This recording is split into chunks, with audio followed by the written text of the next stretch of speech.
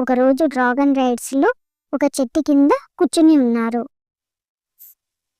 ఆ రాజ్యం మొత్తం దట్టమైన పొగ అలుముకుంది. అది మామూలు పొగలాగా లేదు. ఈ పొగ ఎలా వచ్చింది, ఎక్కడి నుంచి వస్తుందో వారికి అర్థం కాలేదు. ఒక మంత్రగత్తె మాయాజాలంతో ఆ పొగను ఆ రాజ్యానికి అలుముకునేటట్టు చేసింది. ఆ రాజ్యాన్ని తన వశం చేసుకుని తన మాయాజాలపు మంత్రాలతో ఆ రాజును బంధించింది. ఆ రాజ్యంలో ఇక తనే మహారాణిగా ప్రకటించింది. భూమి మొత్తాన్ని ఆక్రమించి తన స్వాధీనం చేసుకుంది. ప్రజలందరినీ తన చెప్పు చేతుల్లో పెట్టుకుంది.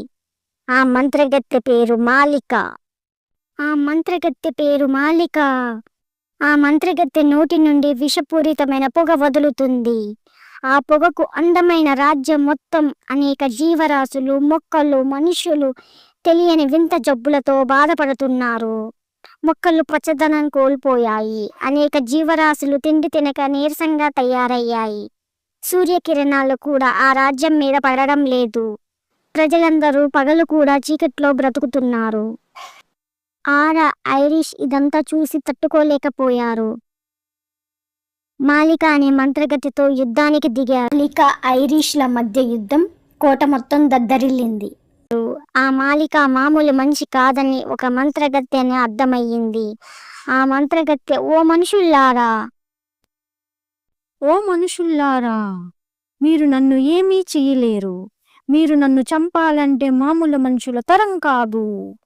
7 రంగులు కలిగిన తన శరీరము ఉన్న జీవి తన నోటితో ఒక రకమైన లాలాజలం వదులుతుంది. ఆ లాలాజలంలో అగ్ని పుడుతుంది. ఆ అగ్నితోనే నన్ను అంతం చెయ్యాలి. 7 రంగులు కలిగి ఉన్న జీవి మీకెక్కడ దొరుకుతుంది? మీ రాజ్యాన్ని, మిమ్మల్ని ఎలా కాపాడుకుంటారు? నాకు అడ్డు వచ్చిన వాటిని ఏవైనా మింగేస్తాను. ఆరా, ఐరిష్ ఇద్దరు కలిసి మాలికపై యుద్ధానికి దిగుతారు. ఇద్దరి మధ్యన హోరాహోరీ యుద్ధం జరుగుతుంది. మాలిక నోటి నుండి అగ్ని వదులుతుంది. ఆ అగ్ని సెగకు ఐరిష్ కింద పడిపోతాడు. మంత్రగత్తె వాళ్ళ సైనికులను పంపించి ఆరా, ఐరిష్లను బంధించమని చెప్తుంది. ఐరిష్ లెగు, మాలిక వాళ్ళ సైనికులను పంపిస్తుంది. ఆ మాటలు విన్న ఐరిష్, ఎమ్మీ ఎక్కడున్నావ్ అని గట్టిగా అరుస్తాడు.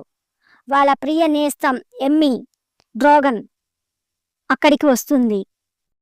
ప్లీజ్ సబ్స్క్రైబ్ చేసుకోండి. Please to like, share, subscribe.